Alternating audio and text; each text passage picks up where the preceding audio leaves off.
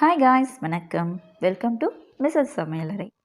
நாம் இன்றைக்கி பார்க்க போகிற ரெசிபி என்னென்னா, ஒரு சூப்பரான side dish recipe, hotel style கொத்தமல்லி சட்னி தான் பார்க்க போகிறோம். இதை ஒரு சிம்பிளாக ஒரு 10 நிமிஷத்தில் எப்படி செய்யுதுன்னு பார்க்கலாம். அதுக்கு முன்னாடி நம்ம சேனலை சப்ஸ்கிரைப் பண்ணாதவங்க மறக்காமல் சப்ஸ்கிரைப் பண்ணுங்கள்.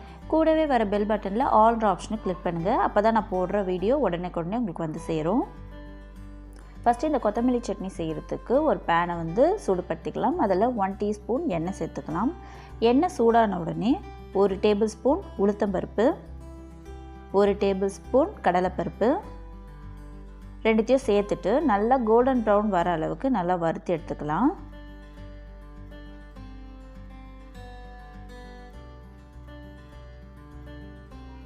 பருப்பு ரெண்டும் நல்லா கோல்டன் ப்ரௌன் ஆனதுக்கப்புறமா மீதி பொருளாக சேர்த்துக்கலாம்.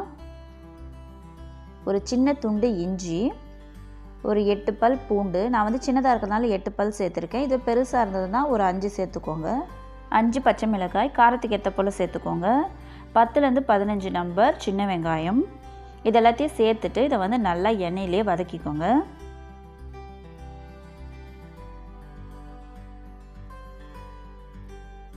எல்லாம் நல்லா வதங்கினதுக்கப்புறமா 4 டேபிள் ஸ்பூன் தேங்காய் துருவல் இதையும் சேர்த்துட்டு இதை லைட்டாக கலந்து விட்டுக்கலாம்.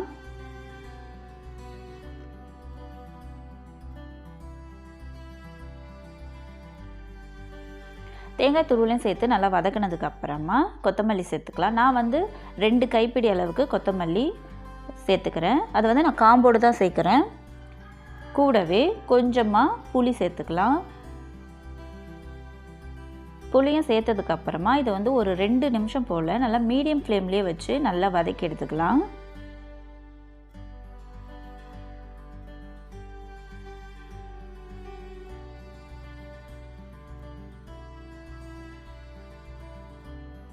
கொத்தமல்லிலாம் நல்லா வதங்கிடுச்சு. இப்போ இந்த சட்னிக்கு தேவையான அளவு உப்பு சேர்த்துக்கலாம்.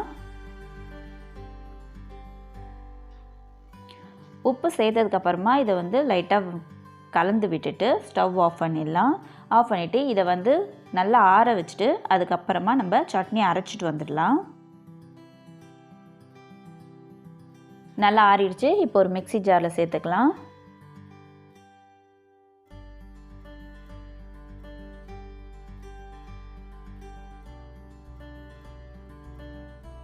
இப்போது இதில் தேவையான அளவு தண்ணி சேர்த்து இதை நைஸாக, அதாவது சட்னி பதத்துக்கு அரைச்சி எடுத்து வந்துடலாம். பாருங்கள், இந்த அளவுக்கு இருந்துச்சுன்னா சட்னி கரெக்டாக இருக்கும். இப்போ இது ஒரு பவுலில் மாற்றிக்கலாம்.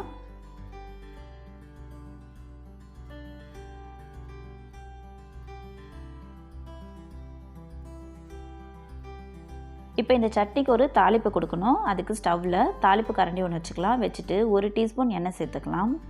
எண்ணெய் சூடான உடனே 1/2 டீஸ்பூன் கடுகு, கடுகு பொரிஞ்ச உடனே 1/2 டீஸ்பூன் உளுந்து, ஒரே ஒரு காஞ்ச மிளகாவை 4 கட் பண்ணி சேர்த்துருக்கேன். கூடவே ஒரு கொத்து கருவேப்பிலை இதெல்லாம் சேர்த்துட்டு இது அப்படியே சட்னியில் சேர்த்துக்கலாம். சூப்பரான சுவையான ஹோட்டல் ஸ்டைல் கொத்தமல்லி சட்னி ரெடி ஆகிடுச்சு. இது நம்ம ஹோட்டல் ஸ்டைல் அந்த கலர்லேயே கிடைக்கும் இந்த சட்னி. இது போல் செஞ்சு பாருங்கள். இந்த வீடியோ உங்களுக்கு பிடிச்சிருந்ததுன்னா மறக்காமல் நம்ம சேனலை சப்ஸ்கிரைப் பண்ணுங்கள். கூடவே வர பெல் பட்டனையும் கிளிக் பண்ணுங்கள். லைக் பண்ணுங்கள், ஷேர் பண்ணுங்கள், கமெண்ட் பண்ணுங்கள். தேங்க்ஸ் ஃபார் வாட்சிங்.